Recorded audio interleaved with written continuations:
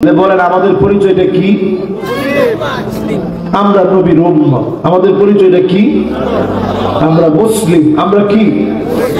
এই পৃথিবীতে মুসলিম আছে কত? 135 কোটি। হ্যাঁ, এইটা কর।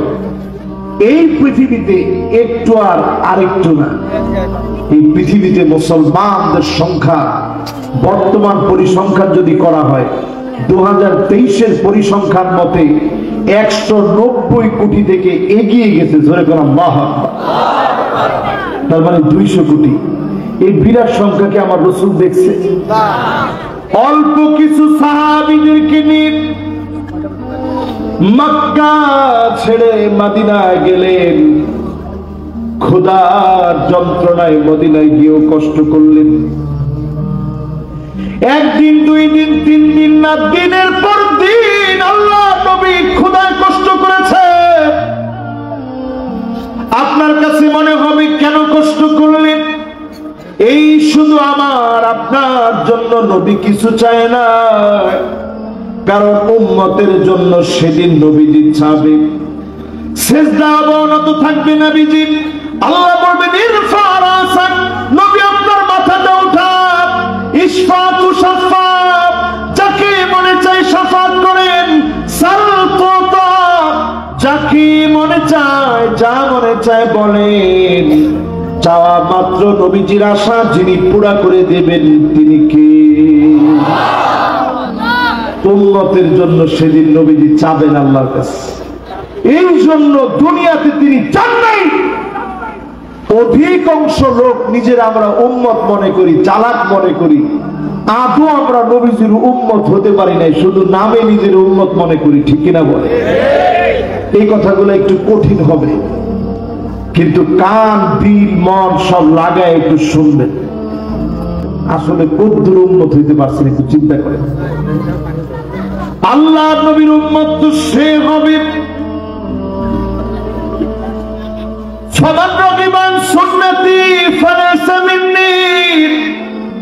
নবীর সুন্নতের দাম যার কাছে নাই সেই লোকটা নবীর উম্মত হতে পারে না। এখন চিন্তা করেন, এই পৃথিবীতে 190 কোটি মুসলমান আছে। অধিকাংশ মুসলমানের কাছে নবীজির সুন্নতের দাম নাই। ঠিক কিনা বলে? ঠিক যে কইলেন, আসলে কি ঠিক? আবার কোন ঠিক? আমি দেখছি এখন যুবক ছেলেরা দাড়ি রাখতেছে, খুব সুন্দর পরিবর্তন হয়ে গেছে। আমার মনটা ঘুরে গেছে যে কি যুবকরা এত ভালো হয়ে গেল। পরে অনেকে জিজ্ঞাসা করলাম, কেউ তুমি তো সুন্দর দাড়ি রাখছো, মুছটা একটু বড় কেন? হুজুর, তামিল একটা নায়কে দাড়ি রাখছে, লগে মুছটা একটু বড়, তো এই জন্য বড়ই রাখছে। আমি কি শালায় করছে কি? চিন্তা করছে, এই যে নায়কে দাড়ি রাখছে, আপনিও দাড়ি রাখলেন, নায়কের অনুসরণ করে। হায় রে মুসলমান, সুন্দর দাড়ি। আমি তো মনে করছি সুবহানাল্লাহ, এরকম সুন্নতি দাড়ির লগে শয়তান না মুশকিল লেখা। মুছটা একেবারে বেরি পাকানো, শয়তান না মুছার কি? আল্লাহ নবী বলে গেলেন 1445 বছর আগে, মাল্লাম ইয়াখুশ শারিবাহু ফালাইসা মিন্না। যে ব্যক্তি বড় বড় মুছ রাখবে ওই লোকটা সব হতে পারে, আমি নবী দলভুক্ত উম্মত হতে পারে না। ঠিক কিনা বলে? এরকম তামিল মুভি, এরপরে কি কি জানি আরো হাবিজাবি অনেক নামের মুভি টুবি আছে।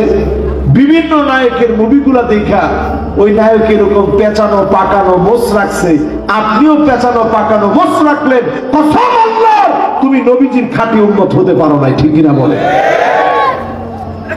এরকম পাকানো পেঁচানো মোছওয়ালা দাড়ি রাখবেন না সুন্নতি দাড়ি রাখবেন? সবাই বলেন। আমি কি কথাটা বলে যুবকদেরকে কষ্ট দিলাম? যুবকরা তোমরা কষ্ট পাইছো?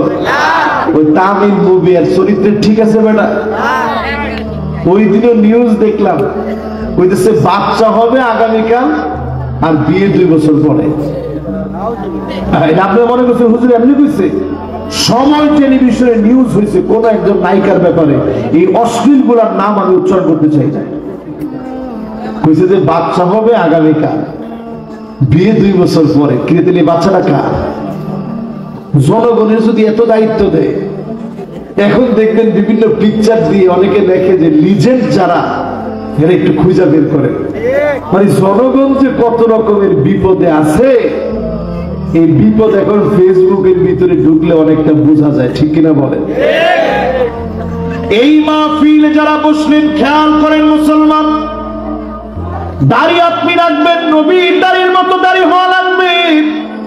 মুছ আপনি রাখবেন, আল্লাহর নবীর মুছের মতো মুছ হওয়া লাগবে। জুজ্জুস শাওয়ারে মুছগুলো খাটো করে, ওয়ারখুল্লুহা দাড়িগুলো ছেড়ে দেন। এই নিয়মে যদি আপনি দাড়ি রাখেন, নবীজির প্রেমময় মহব্বতে শাফাতে ধন্য হয়ে মালিক চাইলে জান্নাতি হতে পারেন, ঠিক কিনা বলে?